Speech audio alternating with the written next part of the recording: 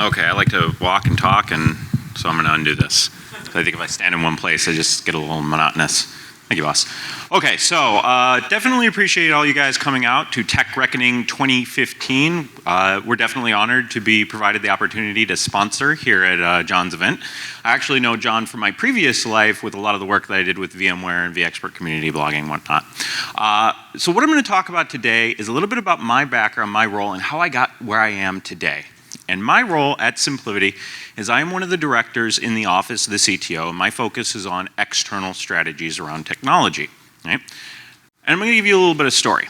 So there's my contact credentials. Of course, my email address is first name, last name at simplivity.com. And this is really what I think most IT administrators and IT engineers need to look like today. Right? It's the ever-pervasive white ermine. Also, some people would call it a weasel, technically incorrect, but curious. That's one of the things that I think a lot of engineers need to have today is a little bit of curiosity and a little bit of willingness to come out of the hole, to come out and be a little bit of a thought leader within the organization and within the industry, if you will. Right?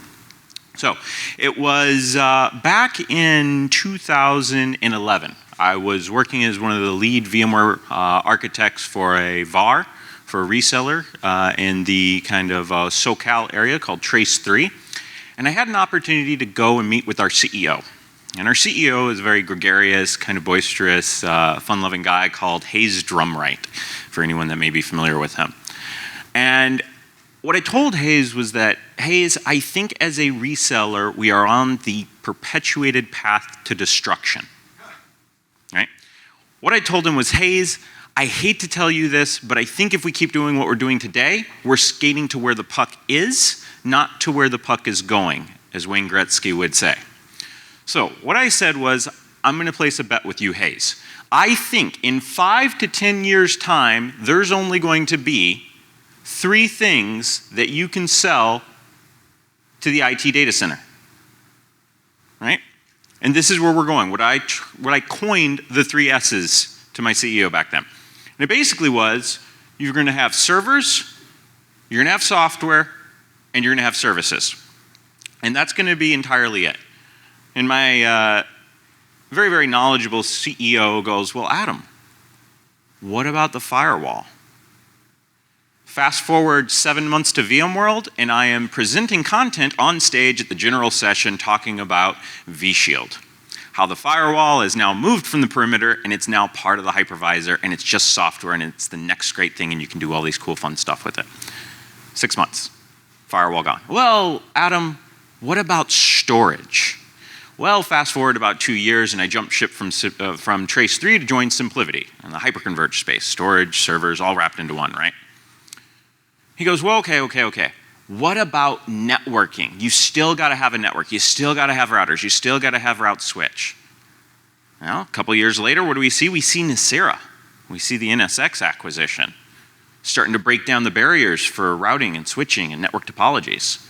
And what I actually think is that you'll see physical switches go away entirely and you'll see it all just get consolidated down into the server. And it's really starting to reach an inflection point, in my opinion.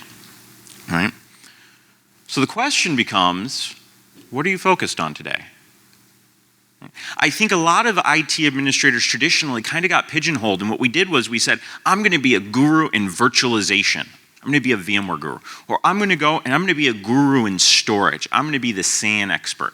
Well, if you look at what's happening to most IT organizations, the SAN expert's going away. The network guru, as it's been known, is going away. The teams are becoming very, very cross-functional. All these silos are starting to be broken down. While I was at Trace3, one of the things I did was to create a virtualization proficiency program. Right? And essentially, it was like a boot camp for VMware admins. Come, we're going to take you from 0 to 60 miles an hour really, really quick. And whether you're a network guy, whether you're a storage guy, a security guy, whatever it is. But we started cross-training all those teams. And the interesting thing we found is when we started cross-training all the teams, the managers, the leaders, the directors, the VPs of those teams started having a significantly easier time getting things done because they started skating to where the puck was going. They started to see the benefit of not just having a SAN guy or a SAN team and a VMware team or a virtualization guy, but of having just a data center ops team. Now, why do I bring all this up? Well, I think a lot of people have already identified that that's where the puck is going. I don't think there's anything unique about it, and I don't think I'm saying anything that's earth-shattering, so to speak. But the thing is, you have to be a little willing to take a chance and make a bet. Now, not all the calls that we make are going to be correct, but occasionally, if you've done your homework and you're willing to be a little cutting edge and you're willing to take risks, it can pay out in spades. 2011, I was just a VMware architect working for a reseller doing the day-to-day post-sales implementation gig. Fast forward a couple of years after I made my bet and I told my CEO, I think this is where you need to drive and I'll help you get there. And I find myself working for one of the top hyper-convergence companies in the office of the CTO, doing cool, fun strategy days and tech talks and getting to present and all sorts of other things. So my takeaway is twofold. One, don't be afraid to be willing to make a bet on where the world is going. And two, don't be afraid to take those risks to say, I think this is where it's going, but I'm not entirely sure.